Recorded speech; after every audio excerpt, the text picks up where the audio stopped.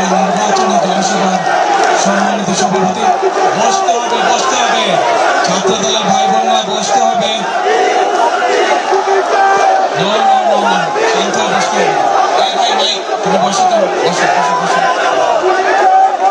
আজকের এই নির্বাচনী জনসভার সম্মানিত সভাপতি, উপস্থিত এলাকার মুরব্বীবর্গ, মা বোনেরা, এলাকার ভাই বোনেরা এবং আমার দলের সহকর্মীবৃন্দ এবং মঞ্চে উপস্থিত বিএনপির সাথে বিএনপির সহযোগী, বিএনপির সঙ্গী, প্রধান মার্কার প্রার্থী জনাব সাইফুল ইসলাম। আসসালামু আলাইকুম। আসসালামু আলাইকুম। ভালো আছেন সবাই? এখন প্রিয় ভাই বোনেরা, আজকে এটা হচ্ছে আমাদের নির্বাচনী জনসভা।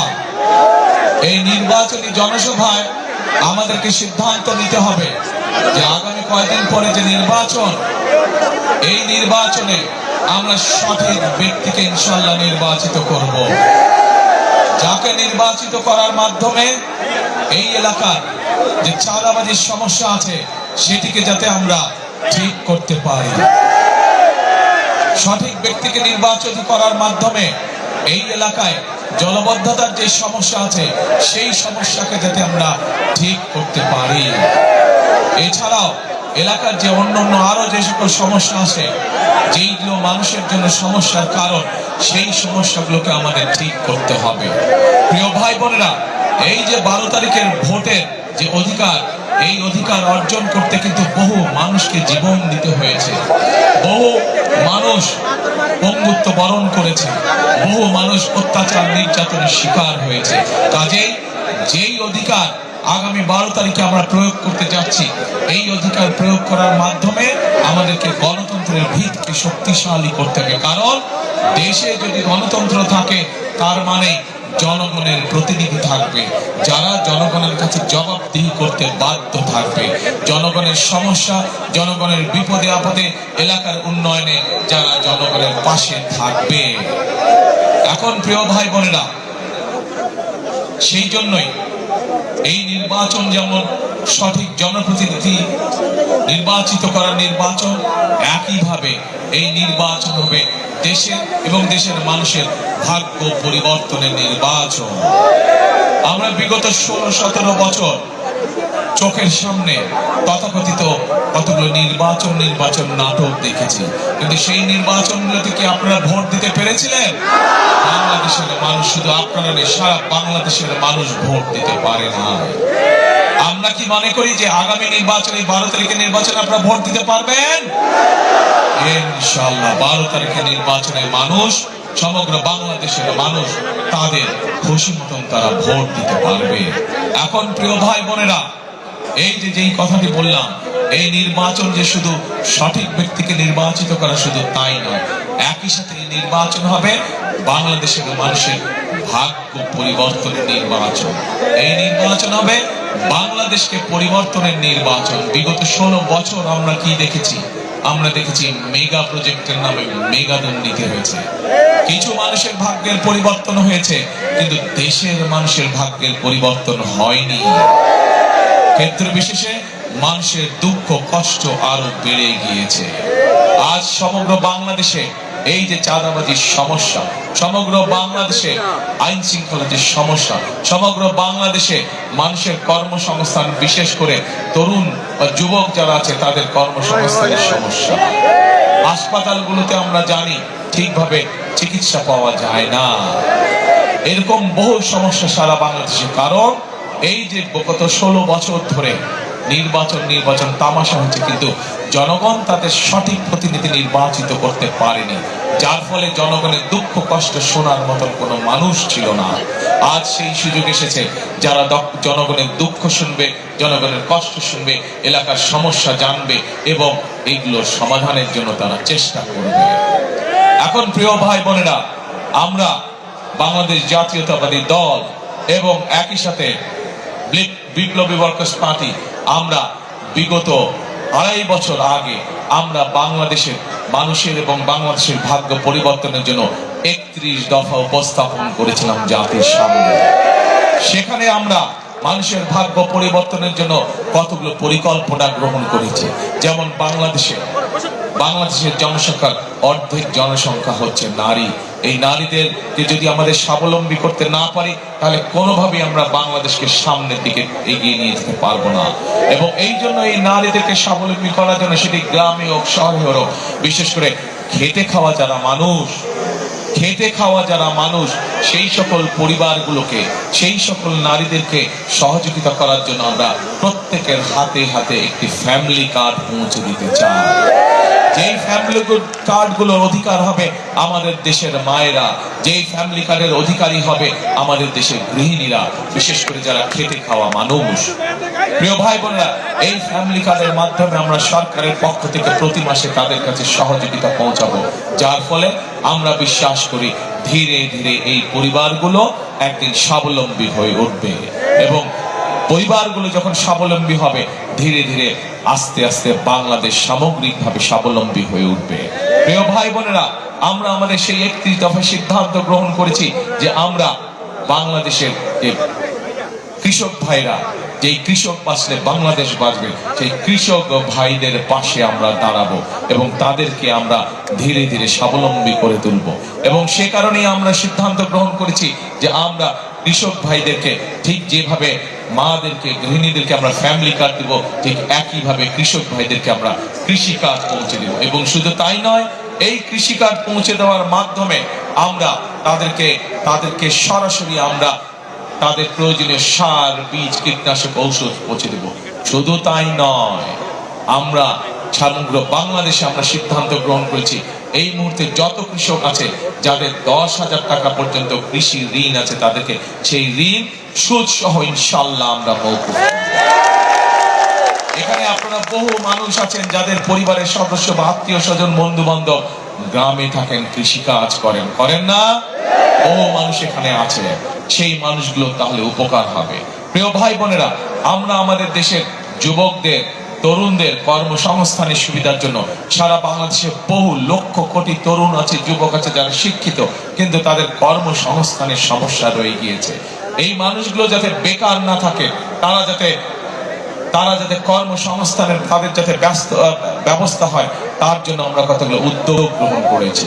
আমরা ঢাকা সহ প্রত্যেকটি আসন সহ সমগ্র বাংলাদেশের প্রতিটি জেলায় আমরা বিভিন্ন রকম ভোকেশনাল ইনস্টিটিউট, বিভিন্ন রকম টেকনোলজিক্যাল ইনস্টিটিউট, আমরা প্রশিক্ষণ কেন্দ্র আমরা তৈরি করব, যার মাধ্যমে বিভিন্ন বিষয়ে তাদেরকে আমরা ট্রেনিং দিব।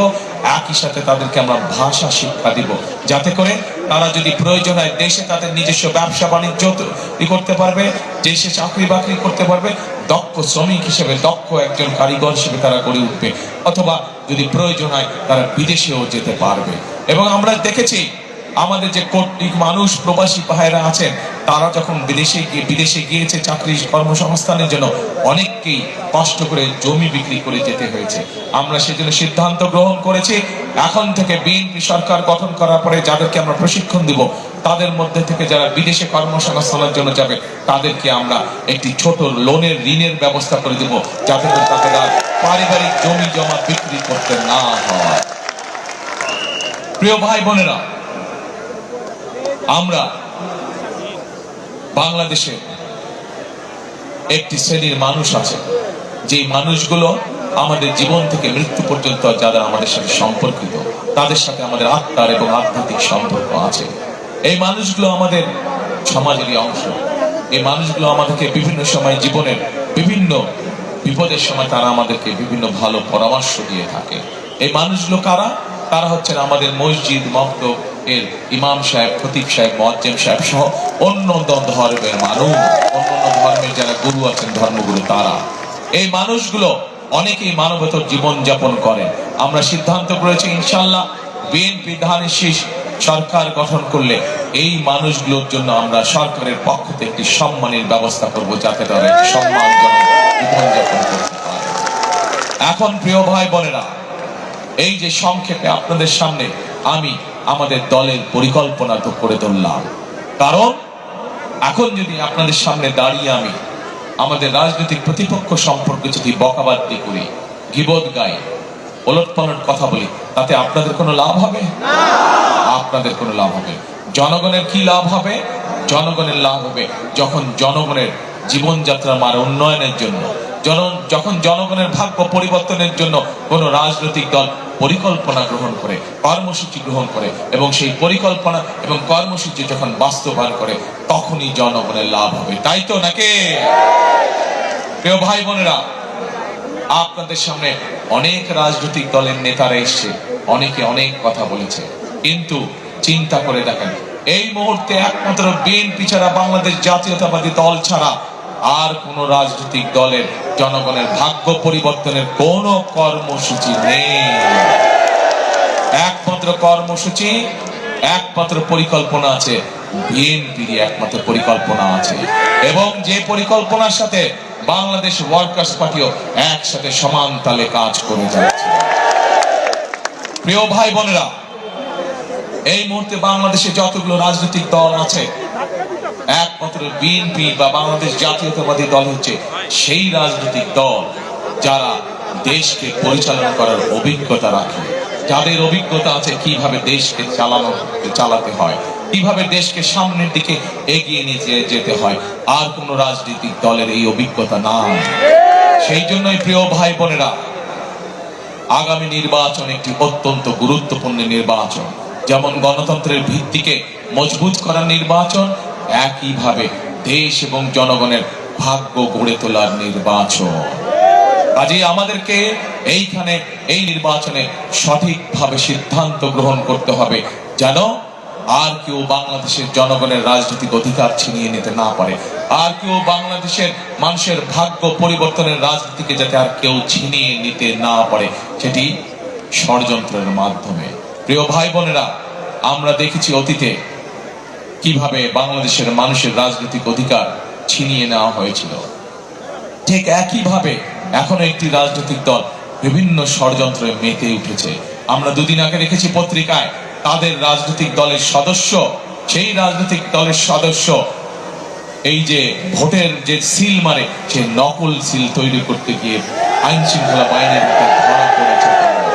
সেজন্যই আপনাদেরকে আমি বলবো, আপনাদেরকে সতর্ক থাকতে হবে, সজাগ থাকতে হবে, যাতে এই এলাকায় কোদাল মার্কার আমাদের যে প্রার্থী, বাংলাদেশ জাতীয়তাবাদী দলের সাথে যারা রাজপথে আন্দোলন সংগ্রামে ছিল, বিগত আন্দোলন সংগ্রামের সময় আমরা এই এলাকায় কোদাল মার্কার প্রার্থীকে আমরা দলের পক্ষ থেকে, বিএনপির পক্ষ থেকে দিয়েছি, যাতে কেউ ষড়যন্ত্র করে সেই নকল সিল দিয়ে অন্য কোনো রেজাল্ট করতে না পারে। সেই ব্যাপারে আপনাদেরকে সতর্ক থাকতে হবে প্রিয় ভাই বোনেরা, কারণ এইখানে কোদাল জেতা মানেই এখানে ধানের শীষ জেতা, এখানে কোদাল জেতা মানেই এলাকার উন্নয়ন হওয়া। কারণ এখানে কোদাল জিতলেই এবং বিএনপি ধানের শীষ সরকার গঠন করতে সক্ষম হলে আপনাদের এলাকার যেই সমস্যাগুলো এই এলাকার প্রার্থী, কোদাল প্রার্থী জনাব সাইফুল ইসলাম সাহেব বলেছেন, সেইগুলো তখন আমরা সমাধান করতে সক্ষম হব। প্রিয় ভাই,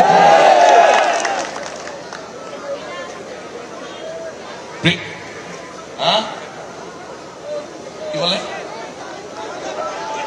ও, দেখতে পারে না? আচ্ছা, ঠিক আছে, আসছি, আপনাদের কাছে আসছি। এখন প্রিয় ভাই বোনেরা, আজকে এই যে নির্বাচনী সভা, এই নির্বাচনী সভা কিন্তু শুধু নির্বাচনী সভা থাকলে চলবে না। এই নির্বাচনী সভায় আমাদেরকে আজকে একটি শপথ বাক্য পাঠ করতে হবে। এই নির্বাচনী সভা আমাদেরকে আজকে প্রতিজ্ঞা করতে হবে যে আমরা আগামী দিনের রাজনীতি কি করব। আমাদের আগামী দিনের রাজনীতি হতে হবে দেশ গঠনের রাজনীতি।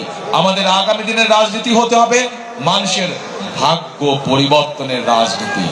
প্রিয় ভাই বোনেরা, আমরা অতীতে আন্দোলন করেছি, সংগ্রাম করেছি, স্বৈরাচারকে এই দেশ থেকে আমরা বিতাড়িত করেছি।